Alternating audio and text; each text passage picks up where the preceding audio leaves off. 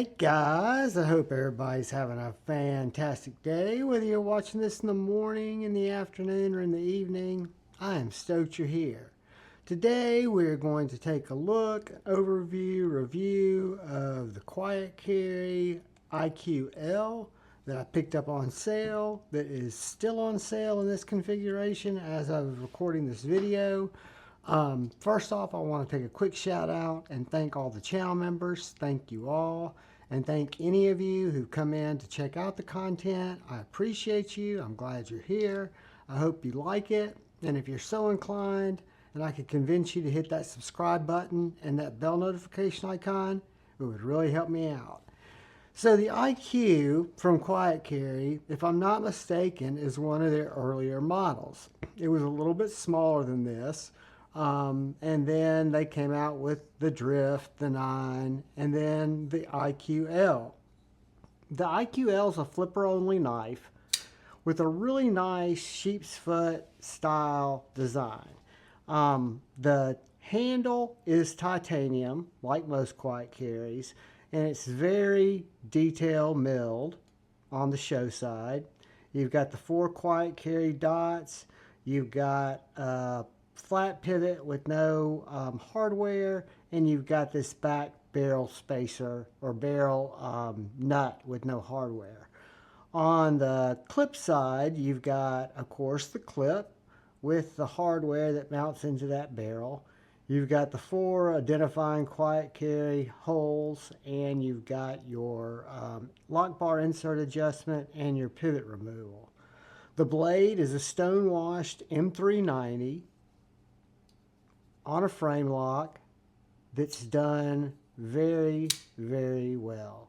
I want to say the waypoint is on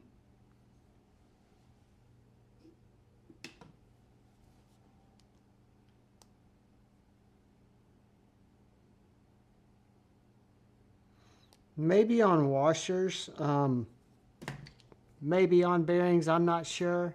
We will take this apart along with the Drift as we get further into it. I just wanted to do kind of an overview, my thoughts, a review on this knife, and bring it to you guys sooner than later because I picked this up on a Black Friday sale at Quiet Carry's website, and they've got the black, they had the black and the stonewash. They've got the black tie and the M390 on sale now for $149.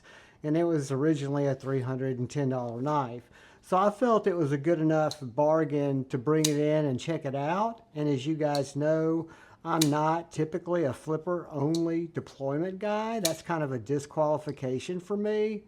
But I was really, really impressed with the detent on this knife. I really enjoy the ergonomics of how the blade completely disappears into the handle. And you've got this really nice gentleman's package. Goes in and out of pocket very easily.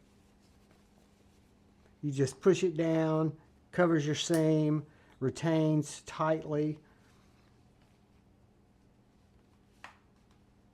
And guys, it's just a really utilitarian EDC knife. Thin in the pocket, doesn't take up a lot of room, a long full-size blade, a deep carry titanium clip.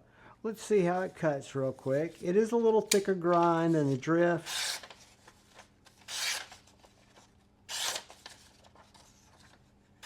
But it's very slicey. For EDC work, for getting stuff done, whether it's packages, rope, twine, dare I say, either feather sticking or even feather sticking to get a fire started.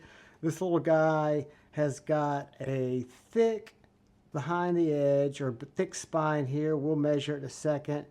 Deep hollow grind. Done extremely well. You've got this low profile flipper tab that has jimping right here on the end. So literally I rest my fingers on the clip because that's how I always do with pocket or with flippers and deployment rear flippers. It just flies out. I can put pressure on the lock bar and it flies out. It's just got a really well tuned and well designed detent. So let's do a couple of quick size comparisons. to this quiet carry large IQ, because I think you guys will be surprised that it's a good bit larger than what I thought it was going to be. That's the Civivi Baby Banter. And this is my Sawtooth Dave Cold Steel 4MAX. So it kind of splits the difference there on the ostentatious side of large and small. So let's look at it cut next to a couple of more, I guess, circulated knives. Let's look at it next to the Bitch-Made Bug Out.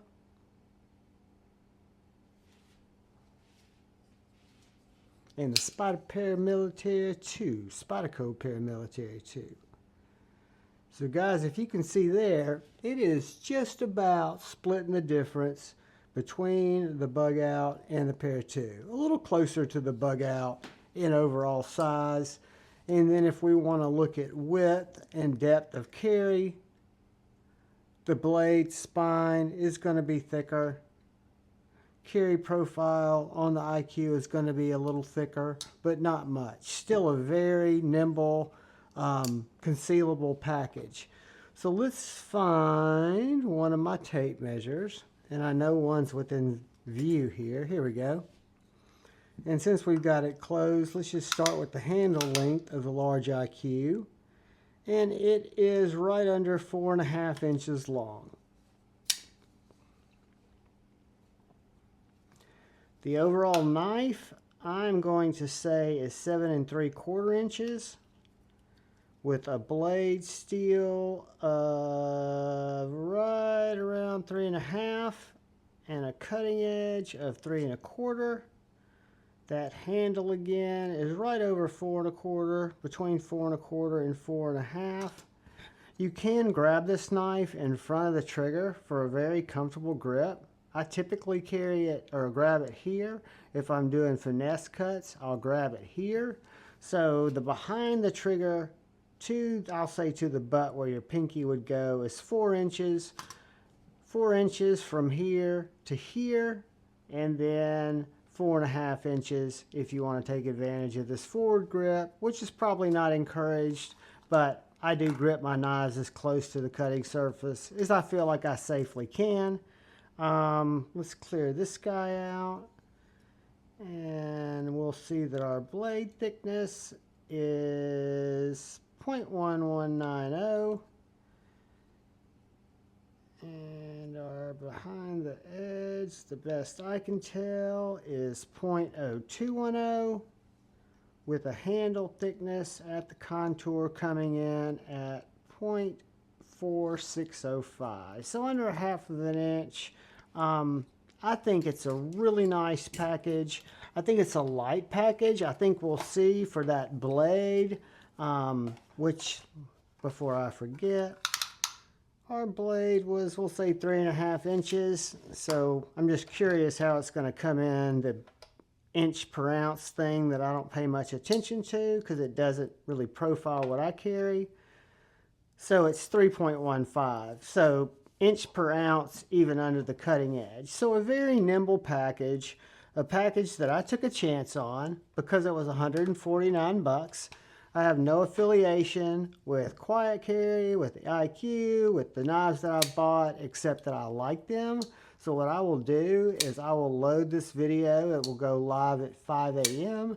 and I will put a click or a link to where this guy lives. It's the IQL, and it's the sale model from their Black Friday sale. It's the last one for $149, and I hope you guys find it informative, whether you like the knife or not. It wasn't my normal jam. Again, I stepped out. But guys, I appreciate you more than you know consuming and checking out my EDC content, because for me, I'm different, that I'm just kind of, I guess you'd say, categorizing and cataloging my journey through this EDC knife collecting, addicting, weirdness thing that I love with all my heart.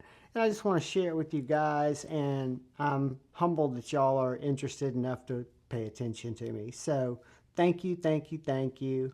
Please look out for the guy or gal to your left. Please look out for the guy or gal to your right.